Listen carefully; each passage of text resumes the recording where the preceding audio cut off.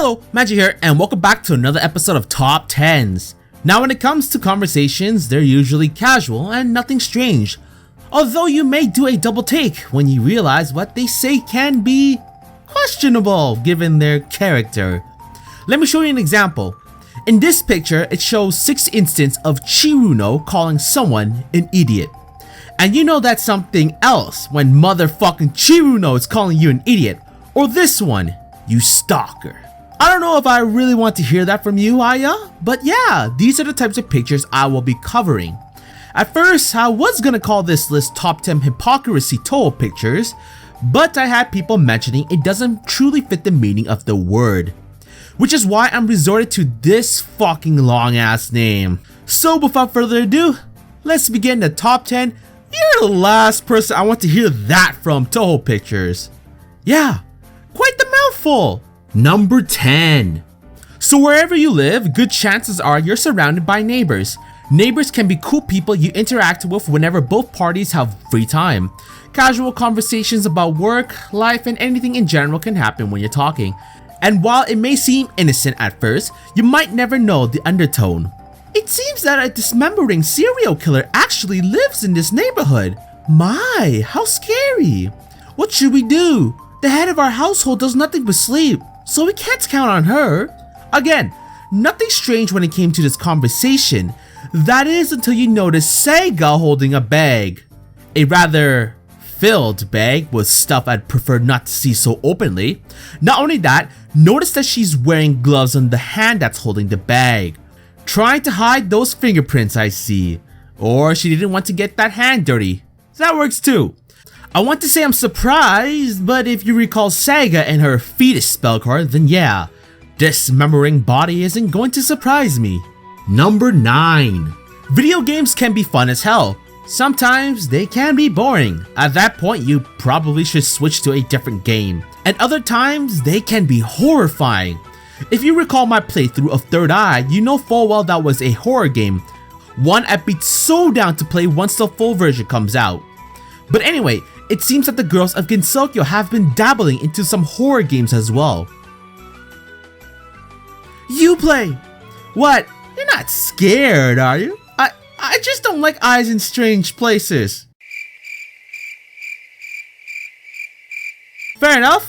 I can understand that, especially with Satori. That shit ain't normal.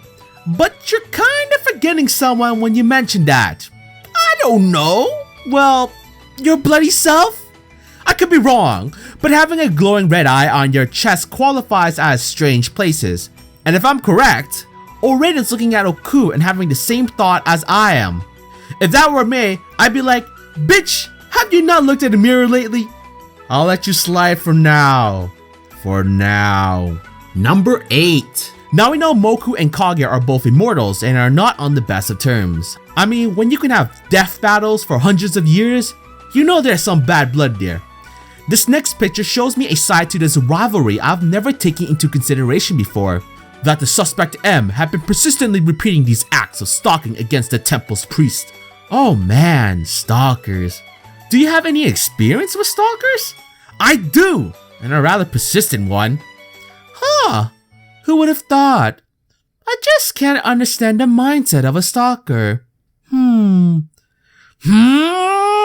But yeah, now that I think about it, Moku could be considered a stalker.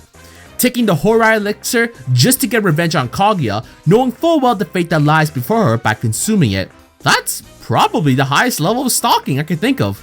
Not every day you can say you had a stalker that became immortal just for you. Number 7. Memes. Love it or hate it, they're gonna stay for a while. Hell, the Touhou fandoms consisted of so many memes that it's hard to keep track of. But it appears that this person isn't a big fan of them. How disappointing. Wipe this meme from the face of the earth. Now, I'm not gonna say you can't hate it, that's fine. Everyone should be entitled to their own opinion. My issue with this, however, is that this Moku's entire existence is based on Chinese memes from what I read on this pool anyway. So yeah, Moku, what the bloody hell are you asking here? Do you want us to remove you from reality or whatnot? Because without the memes, you wouldn't be here. And that wouldn't be a good thing. Number 6. For those who don't know, I enjoy reading manga, and it makes things easier when I'm recording facts from the manga works as I can entertain myself while gathering new info for episodes. Not only that, it's also nice to read during my spare times, whenever I'm lucky that is. Let me show you guys another person who enjoys them. Oh, how rare of you to be reading manga. I think it's nice once in a while. Aya! This heroine looks kinda like me. This heroine is quite cute. Aya, yeah! Does that mean you like this kind of girl, Renosuke-san? Yup, I like this type of cheerful girl. Renosuke-san? She's only a fictitious character in a manga, you know? Is your head okay? I'm really sorry you got carried away. I highly doubt you're in a position to trash Renosuke like that, Aya, considering you started off in print work to begin with. And be thankful a lot of people care about those fictitious characters, or else you wouldn't be in the top 10 when it comes to popularity. Number 5. When it comes to Kogusa, we know the gal loves to surprise people. Whether or not she actually scares people, that's another story. That, and she has a very unique looking umbrella, I'll give her that. Still, just because your umbrella has a very unusual look, doesn't mean it's better, especially in this situation. What's with the umbrella? You couldn't possibly surprise a human with that! My, is there something funny? She's starting to spin her umbrella! Is she a kid or what? No, Kogusa, I can assure you, Yuka is no child. Surprising people is one thing. Dissing is a whole other issue. Especially to someone like Yuka. I ain't gonna say much, but yeah, have fun dealing with the aftermath. Number 4. So in the last picture, we showcased that a certain umbrella yokai was not being very smart there. To be fair, everyone has their dumb moments, some more gigantic than others. But still, she does have her bright moments. Let me showcase one. Hey, is surprising me really that fun? Yeah, it's super fun. Jeez, what a nasty hobby you have. Huh, really? I think raising a bunch of mice to attack humans is a worse hobby than mine. I gotta give Kogusa points on this one. Surprising people isn't the best of hobbies, but I'll certainly take that over a bunch of attacking mice, that's for sure. Unless you want to be attacked by them, then yeah, we'll just leave it at that. Number 3. Now back in the beginning, I posted 2 pictures as examples of what this list will feature, and one of them was about Aya calling Hotate out for being a stalker.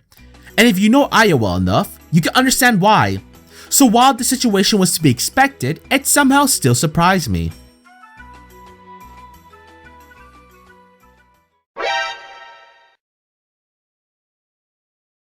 Aya spying on people's private moments. Check.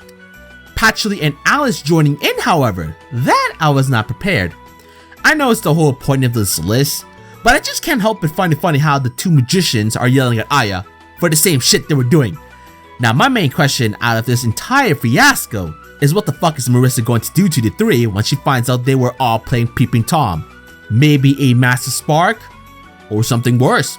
Who knows, that's up to Marissa. Number 2.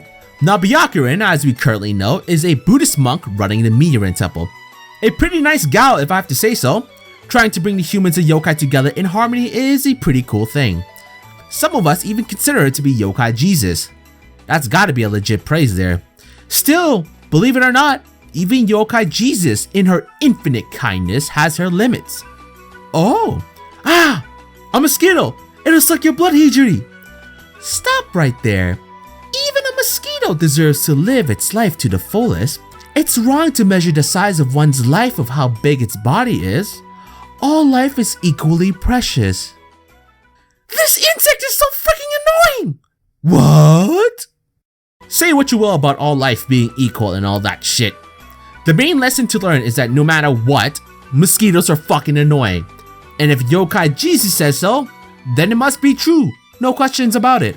Number 1. When it comes to these lists, a certain work tends to come up often. Parsi-chan does not cry. That's probably due to how funny it is and how many of its pages can be incorporated into different lists. While this next picture will feature this work, Parsi won't be involved in it, which is really strange when the title of the work starts with fucking Parsi in it. But oh well, let's show you guys. Team leader, are there any people or yokai who haven't shown up today? Yes, Satsuki, Rin, and Chiruno did not come in. I'm right here! Alright, quiet down everyone. We have a new student transferring to our class today. Okay, please introduce yourself. Name's Clownpiece, the Hell Fairy. Nice to meet you all.